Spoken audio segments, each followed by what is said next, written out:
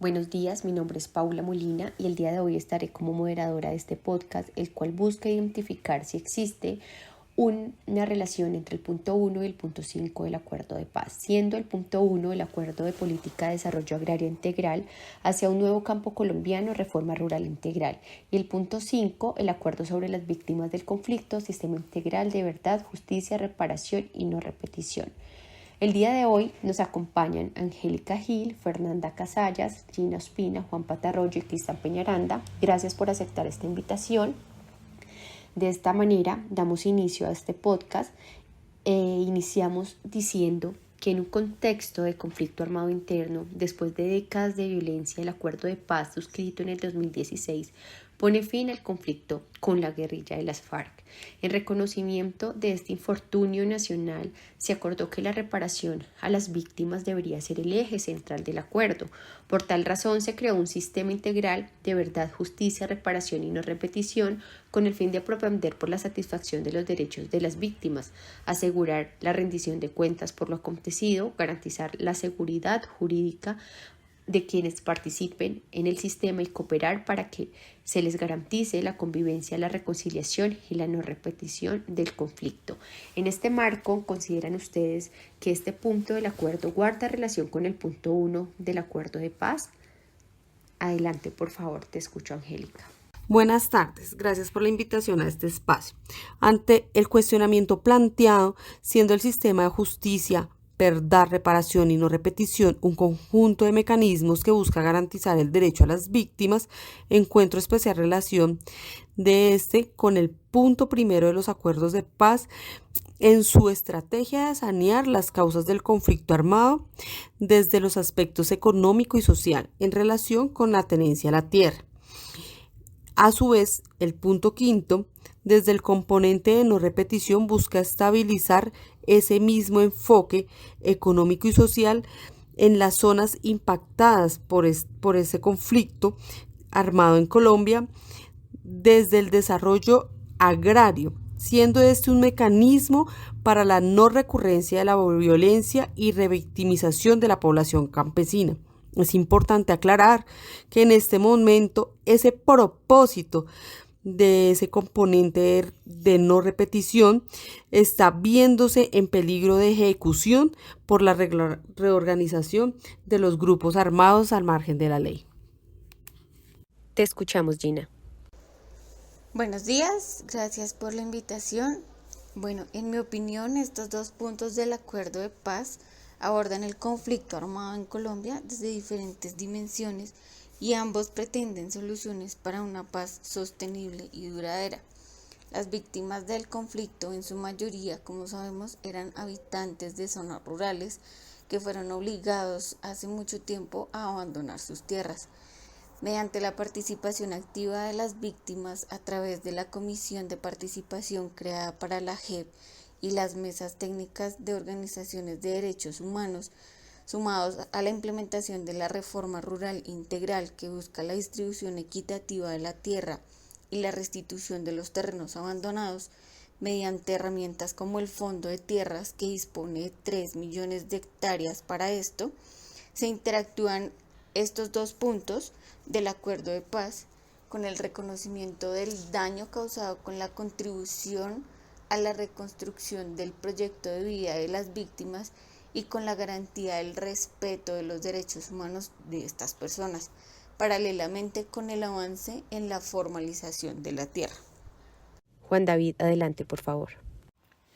Muy buenos días, agradezco la invitación a este evento y entrando de lleno a este debate, en primera medida considero que la creación de este sistema integral es un triunfo para Colombia, porque gracias a estos mecanismos estamos logrando conocer la verdad de los hechos, la responsabilidad por parte de los actores que contribuyeron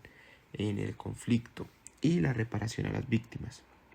Así las cosas, hoy por hoy, mecanismos como la Comisión de la Verdad ponen evidencias que en el tema de tierras hubo irregularidades, como fueron las decisiones por parte de los jueces que entregaban tierras a los paramilitares por medio de campesinos para proteger la dominación de la tierra y extender estos territorios. De igual manera, se logra evidenciar jueces que por coacción de la guerrilla participaban en la toma de decisiones sobre la tenencia de la tierra. Institutos como el INCODER, quien facilitaba operaciones y promovían el desplazamiento forzado, la legalización del despojo de tierras a través de compras a precios irrisorios, el acaparamiento y la reasignación de tierras a través de trámites irregulares en varios municipios del corredor minero del Cesar y otros municipios aledaños, como son el caso del Argos, de la empresa Argos, con participación del mismo gobierno.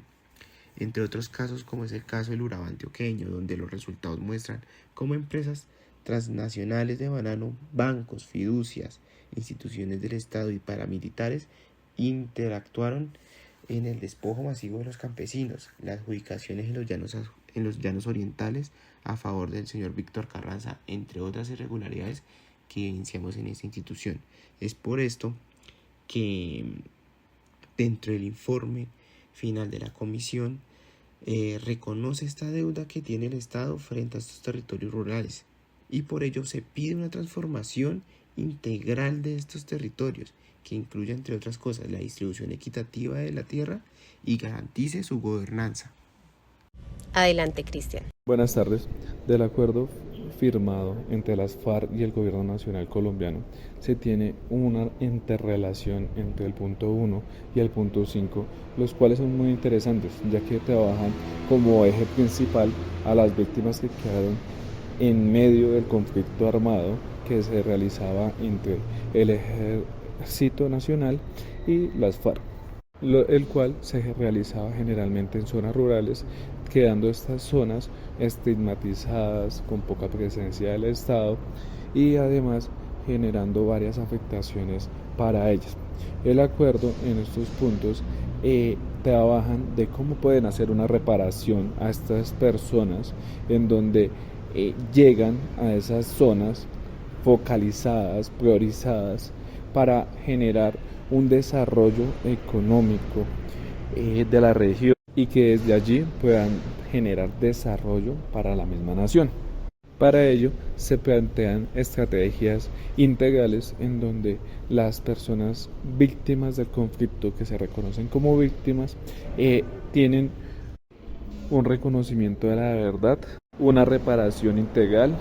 y la no repetición de esa problemática. Fernanda, por favor. Sin duda, las principales víctimas del conflicto armado en Colombia son las poblaciones y comunidades de las zonas rurales, campesinos, comunidades indígenas y comunidades afro. Existe sí una relación directa, un vínculo directo del sistema integral de verdad, justicia, reparación y no repetición con la reforma rural integral. Los dos se centralizan en buscar y garantizar los derechos de las víctimas por medio de implementación de medidas restaurativas y reparadoras. Claramente, en mi concepto, la reforma rural integral es un mecanismo de reparación, ya que brindando a estas regiones o a estos territorios desarrollo social, económico, ambiental, impulsando oportunidades a la ruralidad colombiana, es una medida de reparación y no repetición a estas comunidades tan afectadas por el conflicto armado en Colombia. Muchas gracias por sus valiosas intervenciones. A manera de conclusión, podemos precisar que la reforma rural integral y el sistema de verdad, justicia, reparación y no repetición tienen una gran relación, puesto que la reforma rural integral busca reparar las desigualdades históricas en cuanto a acceso a tierra y desarrollo rural, causas latentes del conflicto armado.